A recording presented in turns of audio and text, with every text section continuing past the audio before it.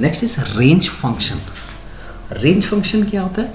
It's an built in function in Python. Python का ये built in function है। Function क्या होता है उससे पहले मैं आपको बता दूं। Function refers to set of statement और instruction grouped under a name. एक नाम के अंदर कुछ कोडिंग पहले से ही बने हुए हैं।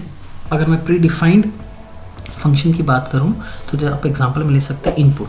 इनपुट नाम का एक फंक्शन है। उस इनपुट नाम के अंदर पाइथन के अंदर पहले से ही कुछ लाइन ऑफ कोड्स डले हुए हैं। उसको जब रन कराना रहता है तो हम यूज़ करते हैं word input. The same way int, print, ये सब प्री डिफाइंड फंक्शन है।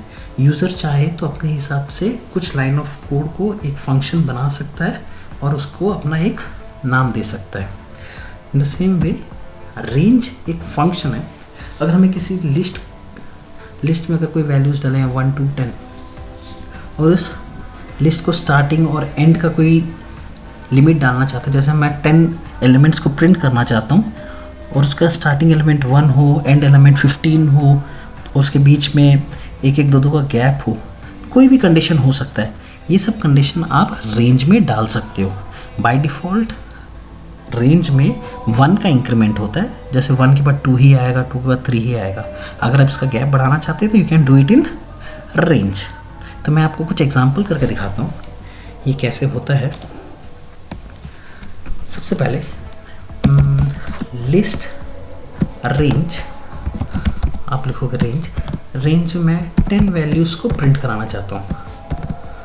तो हम इसको प्रिंट करके देखते हैं। बाय डिफ़ॉल्ट 0 से शुरू हुआ, 9 तक गया, इसका मतलब टोटल 10 एलिमेंट्स है।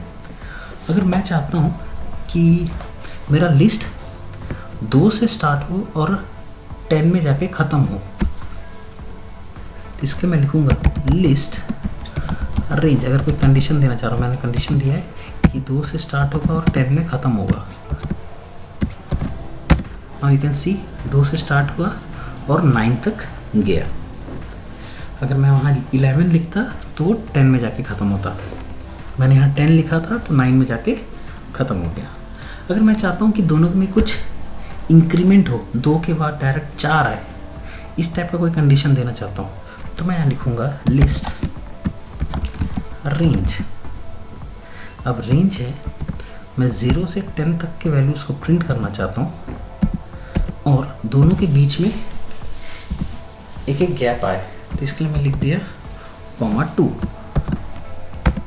नाउ यू कैन सी 0 के बाद 2 आया, 2 के बाद 4 आया, 4 के बाद 6 आया और 6 के बाद 8। अगर कुछ गैप चाहिए तो आपको यहाँ मेंशन करना पड़ेगा कितने का गैप चाहिए।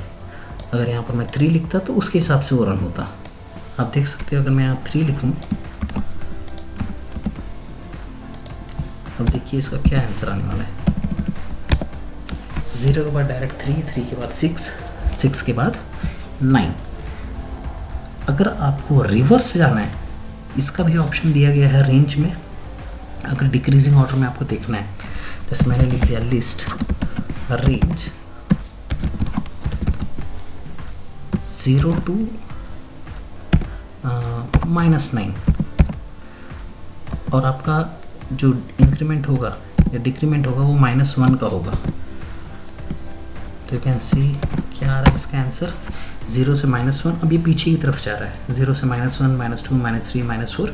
और सेम मैनर में आप चाहे तो इसमें कितने का गैप बढ़ाना चाहते हो वो आप बढ़ा सकते हो, जैसे आपने पिछले वाले एग्जांपल में देखा है। So this is all about the range function. Hope आप लोग को समझ में आया होगा। कोई अगर डाउट हो तो आप डेफिनेटली कमेंट सेक्शन में डालिए, मैं उसका जवाब ज़रूर दूंगा। नेक्स्ट क्लास में हम सीखेंगे what are list and dictionaries in Python. So thank you for watching this video.